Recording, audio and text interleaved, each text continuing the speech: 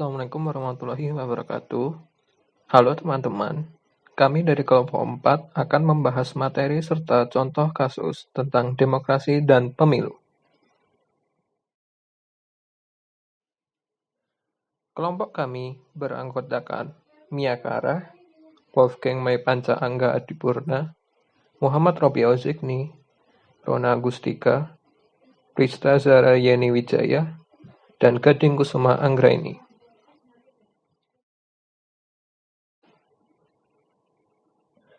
Hal yang akan kami bahas antara lain materi tentang demokrasi, materi tentang pemilu, contoh kasus tentang demokrasi, serta contoh kasus mengenai pemilu. Yang akan kami bahas terlebih dahulu adalah materi tentang demokrasi. Demokrasi berasal dari bahasa Yunani, yaitu demokratia, yang artinya kekuasaan rakyat, yang terbentuk dari demos, yang artinya rakyat, dan kratos, yang artinya kekuatan atau kekuasaan. Secara umum, demokrasi didefinisikan sebagai bentuk pemerintahan di mana semua warga negaranya memiliki hak setara dalam pengambilan keputusan yang dapat mengubah hidup mereka. Demokrasi mengizinkan warga negara berpartisipasi baik secara langsung atau melalui perwakilan dalam perumusan, pengembangan, dan pembuatan hukum. Demokrasi mencakup kondisi sosial, ekonomi, dan budaya yang memungkinkan adanya praktik kebebasan politik secara bebas dan setara. Selanjutnya, berikut merupakan definisi demokrasi menurut para ahli. Menurut Abraham Lincoln, demokrasi adalah sistem pemerintahan yang diselenggarakan dari rakyat, oleh rakyat, dan untuk rakyat. Sedangkan menurut Hans Kelsen, demokrasi adalah pemerintahan oleh rakyat dan untuk rakyat. Yang melaksanakan kekuasaan negara ialah wakil-wakil rakyat yang terpilih. Sejarah demokrasi. Konsep demokrasi lahir dari Yunani kuno yang dipraktikkan dalam kehidupan bernegara pada abad ke-4 sampai 6 sebelum Masehi. Demokrasi yang dipraktikkan pada waktu itu adalah demokrasi langsung. Artinya, hak rakyat untuk membuat keputusan-keputusan politik dijalankan secara langsung oleh seluruh rakyat atau warga negara. Sedangkan kata demokrasi sendiri sudah ada sejak abad ke-16 dan berasal dari bahasa Prancis pertengahan dan Latin pertengahan lama. Secara umum, terdapat dua bentuk demokrasi, yaitu demokrasi langsung dan demokrasi perwakilan. Demokrasi langsung merupakan suatu bentuk demokrasi di mana setiap rakyat memberikan suara atau pendapatnya dalam menentukan suatu keputusan. Di dalam sistem ini, setiap rakyat mewakili dirinya sendiri dalam memilih suatu kebijakan sehingga mereka memiliki pengaruh langsung terhadap keadaan politik yang terjadi. Sistem demokrasi langsung ini digunakan pada masa awal terbentuknya demokrasi di Athena, di mana ketika terdapat suatu permasalahan yang harus diselesaikan, seluruh rakyat ini harus berkumpul untuk membahasnya. Namun, di era modern, sistem ini menjadi tidak praktis karena umumnya populasi suatu negara cukup besar dan mengumpulkan seluruh rakyat dalam suatu forum merupakan hal yang sulit.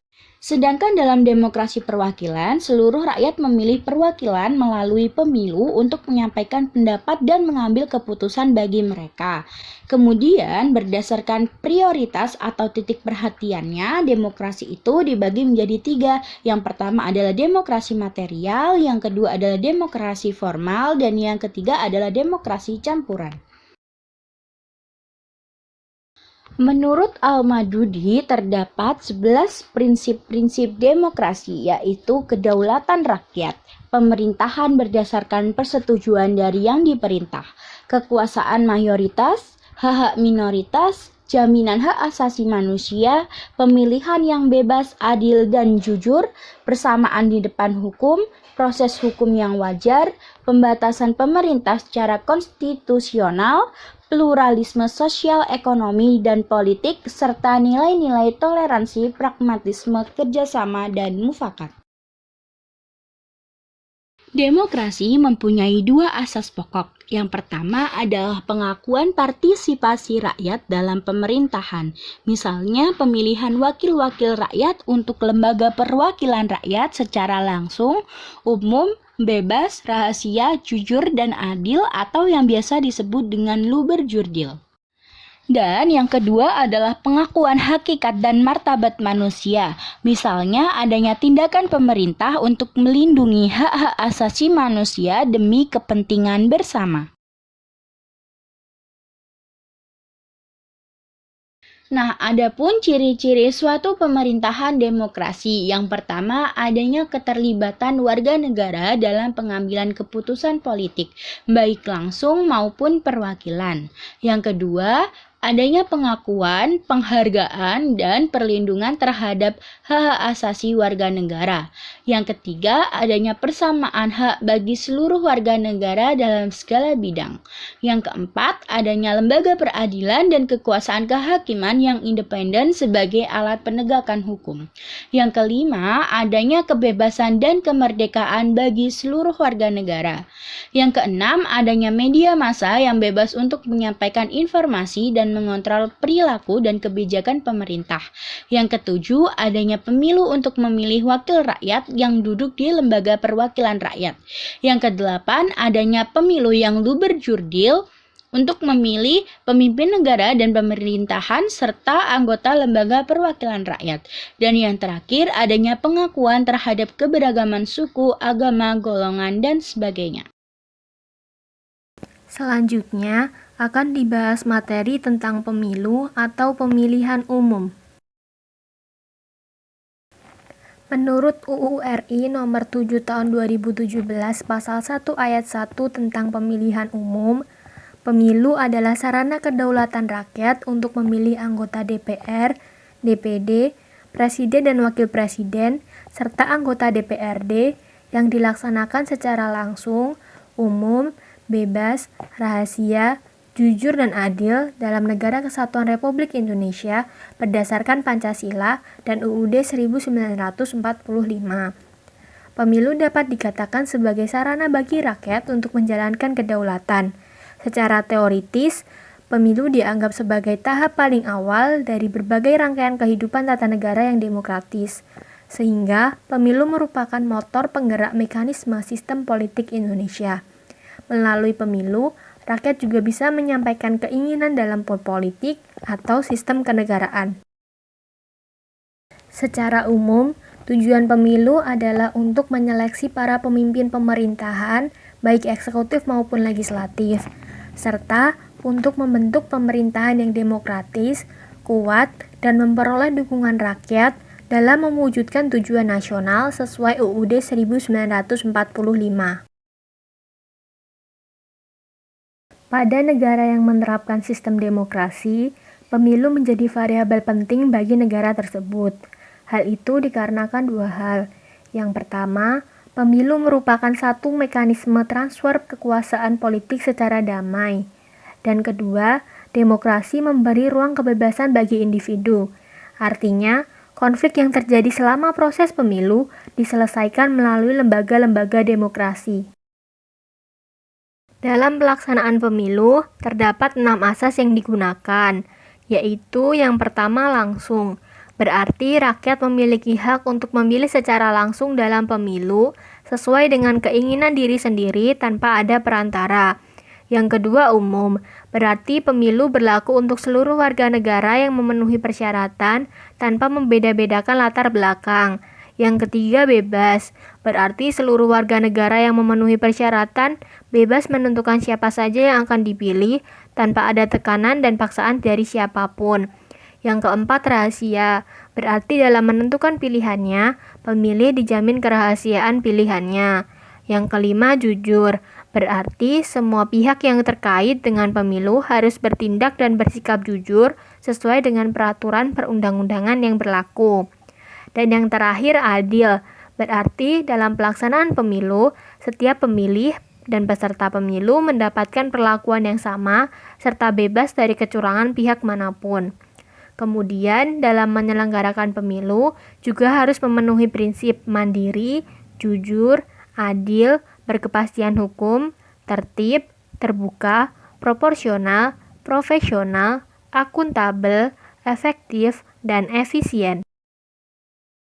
Selanjutnya, mengenai penyelenggaraan pemilu. Pemilu diselenggarakan oleh penyelenggara pemilu, yaitu lembaga yang terdiri atas Komisi Pemilihan Umum, Badan Pengawas Pemilu, dan Dewan Kehormatan Penyelenggara Pemilu sebagai satu kesatuan fungsi penyelenggaraan pemilu. Kemudian peserta pemilu adalah partai politik untuk pemilihan anggota DPR, DPRD Provinsi, DPRD Kabupaten Kota, perseorangan untuk memilih anggota DPD, dan pasangan calon yang diusulkan oleh partai politik atau gabungan partai politik untuk pemilihan presiden dan wakil presiden. Lalu yang disebut sebagai pemilih yaitu warga negara Indonesia yang sudah berusia 17 tahun atau lebih, sudah kawin atau sudah pernah kawin. Pada bagian ini akan dibahas contoh kasus mengenai pelanggaran demokrasi yang terjadi di Indonesia, yaitu tragedi Trisakti. Tragedi Trisakti yang terjadi pada Mei 1998 merupakan peristiwa yang tidak asing lagi di telinga masyarakat Indonesia. Peristiwa ini merupakan sebuah peristiwa kelam dalam sejarah demokrasi Indonesia. Peristiwa tersebut merupakan sebuah peristiwa penembakan yang terjadi pada tanggal 12 Mei 1998 terhadap mahasiswa pada saat demonstrasi menuntut Presiden Soeharto turun dari jabatannya. Kejadian ini menewaskan 4 mahasiswa Universitas Trisakti di Jakarta, serta puluhan lainnya luka-luka. 4 mahasiswa yang tewas dalam demonstrasi tersebut tewas tertembak di dalam kampus, terkena peluru tajam di tempat-tempat vital seperti kepala, tenggorokan, dan dada. Sudah bukan rahasia lagi jika pada masa Orde Baru, demokrasi adalah sesuatu yang mahal harganya. Bahkan, untuk menebusnya harus dibayar dengan nyawa, sebagaimana yang terjadi pada tragedi Trisakti ini. Latar belakang terjadinya tragedi Trisakti tertulis dalam buku Sejarah Pergerakan Nasional yang ditulis Fajriuddin Mutakin dan kawan-kawan. Dalam buku tersebut dituliskan bahwa tragedi Trisakti bermula lantaran adanya krisis ekonomi yang menghantam Indonesia pada tahun 1998.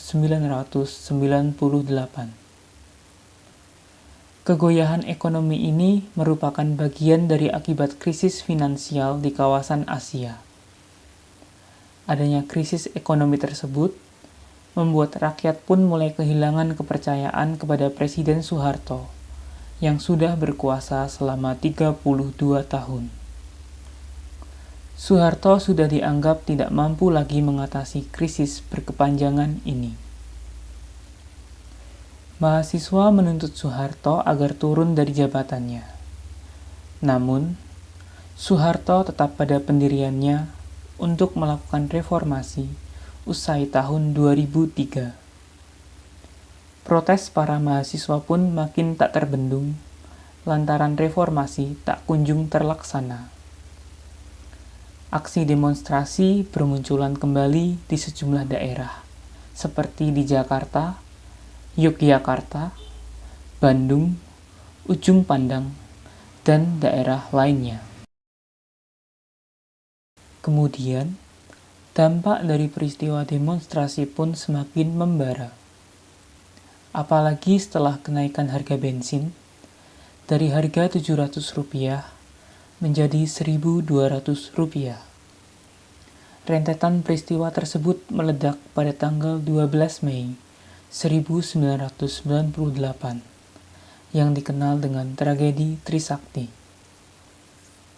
Kekacauan pada tragedi itu pecah saat mahasiswa Trisakti dihalangi saat hendak menuju gedung DPR. Aparat keamanan akhirnya mengeluarkan tembakan peringatan menggunakan peluru besi Mahasiswa pergi menyelamatkan diri, sebagian bahkan ada yang berlindung di gedung kampus Trisakti. Namun, tembakan itu mengenai beberapa mahasiswa. Hingga akhirnya 4 mahasiswa gugur dalam peristiwa ini, dan mahasiswa lainnya luka-luka.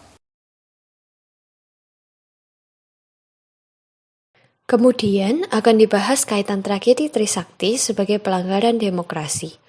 Sebagaimana yang telah dijelaskan, demokrasi merupakan bentuk pemerintahan yang mengizinkan warga negara untuk berpartisipasi baik secara langsung atau perwakilan dalam perumusan, pengembangan, dan pembuatan hukum. Demokrasi mencakup kondisi sosial, ekonomi, dan budaya yang memungkinkan adanya praktik kebebasan politik secara bebas dan setara. Oleh karena itu, dapat dikatakan bahwa tragedi Trisakti merupakan salah satu contoh praktik penerapan demokrasi. Adanya krisis ekonomi pada masa itu membuat warga negara, khususnya para mahasiswa, melakukan partisipasi politik terhadap kondisi perekonomian negara dengan menyalurkan aspirasinya melalui demonstrasi yang dilakukan saat itu. Namun, diketahui bahwa pelaksanaan demokrasi tersebut justru dilanggar. Dalam tragedi Mei 1998, pemerintah tidak memberikan pengakuan, penghargaan, dan perlindungan terhadap hak-hak asasi rakyat. Aksi demonstrasi yang merupakan penyampaian pendapat oleh para mahasiswa justru dipersulit dengan dihalang-halanginya saat hendak menuju gedung DPR.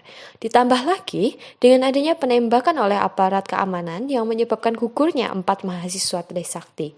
Kejadian tersebut melanggarkan hak-hak yang dimiliki oleh para demonstran sebagai warga negara, yaitu hak kebebasan untuk berpendapat.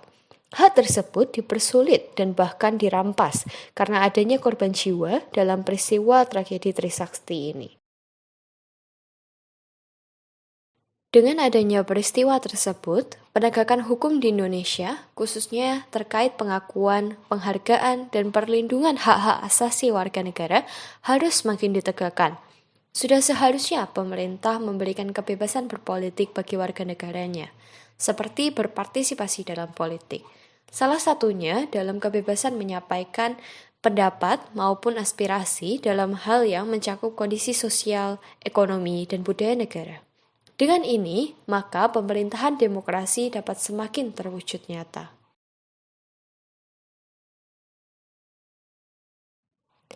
Bagian terakhir yang akan dibahas adalah contoh kasus mengenai pelanggaran pemilu di Indonesia, yaitu politik uang dalam pemilu atau money politik.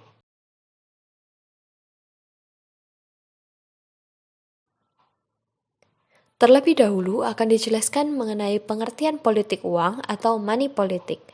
Politik uang adalah suatu bentuk pemberian atau janji menyuap seseorang, baik supaya orang itu tidak menjalankan haknya untuk memilih, maupun supaya ia menjalankan haknya dengan cara tertentu pada saat pemilihan umum.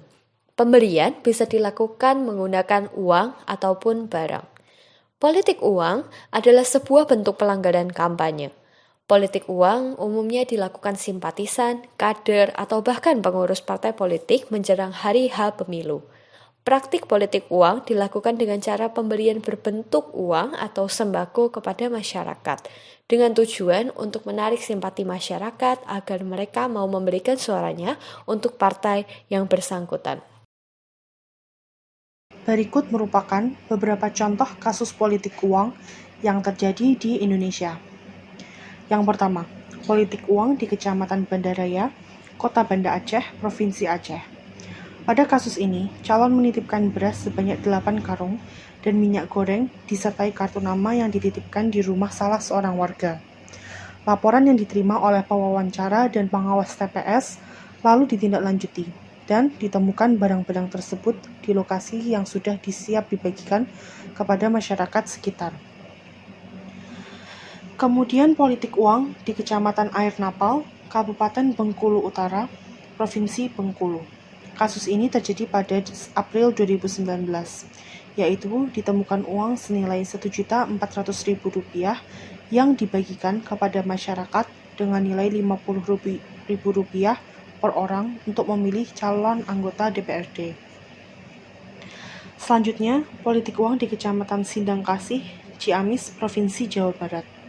Kasus ini terjadi pada April 2019, yaitu terjadi pembagian amplop putih berisi uang masing-masing sebesar Rp25.000 dan bahan kampanye dalam bentuk kartu nama yang menggambarkan identitas serta asal partai dari calon peserta pemilu. Lalu politik uang di Kecamatan Bilahulu, Labuhan Batu, Provinsi Sumatera Utara. Kasus ini terjadi pada April 2019, yaitu ditemukannya seseorang mengajak warga supaya memilih saudara calon dengan memberikan uang sebanyak Rp400.000. Dan masih banyak lagi kasus money politik yang terjadi di Indonesia. Politik uang sering terjadi di Indonesia. Hal tersebut setidaknya disebabkan oleh 3 faktor. Antara lain, yang pertama, faktor politik. Politik uang terjadi karena calon legislatif tidak memiliki program tetapi ingin menang. Sementara partai politik yang mengusung tidak berperan banyak selain membantu pencalonan. Kemudian faktor yang kedua adalah faktor hukum. Lemahnya regulasi tentang politik uang pada pemilu menjadi salah satu faktor politik uang masih sering terjadi. Dan ketiga, faktor budaya. Ada kebiasaan yang sudah membudaya di Indonesia, yakni tidak pantas jika menolak pemberian dan terbiasa membalas pemberian. Instrumen kultural ini dimanfaatkan oleh politisi untuk menjalankan politik uang. Tak dapat dipungkiri, politik uang telah menjadi salah satu bagian demokrasi pemilihan umum Indonesia sejak waktu yang sangat lama. Upaya simpatisan, kader, dan partai untuk menyuap dan membeli suara rakyat senantiasa terjadi dan semakin berkembang pesat. Sebagai mahasiswa, kita harus meningkatkan kesadaran akan betapa salah dan buruknya tindakan politik uang ini. Dampak terbesar adalah rakyat semakin tak terurus dan pihak politik terus menjual kebohongan ke publik. Oleh karena itu, seluruh rakyat harus bahu-membahu memberantas tindakan politik uang ini, supaya pemilihan umum di Indonesia boleh kembali menjadi pemilihan umum yang jujur, adil, dan demokratis bagi seluruh masyarakat.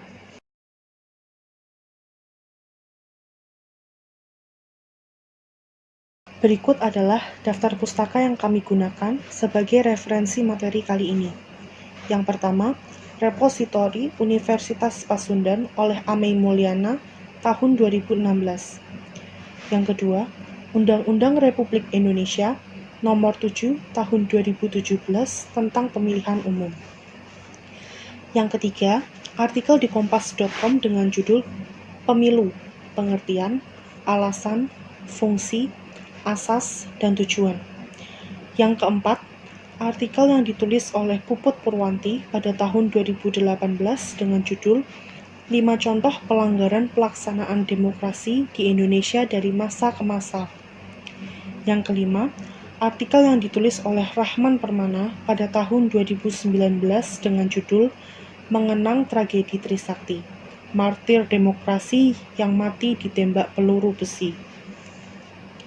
Yang keenam, artikel dari Tribun News pada tahun 2019 dengan judul Bawaslu ungkap 25 kasus money politik atau politik uang, amplop dan uang ratusan juta diamankan.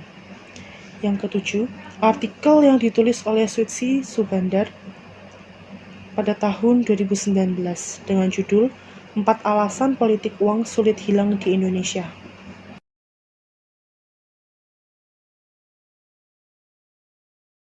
Demikian materi serta contoh kasus mengenai demokrasi dan pemilu yang kami sampaikan. Kurang lebihnya mohon maaf. Wassalamualaikum warahmatullahi wabarakatuh.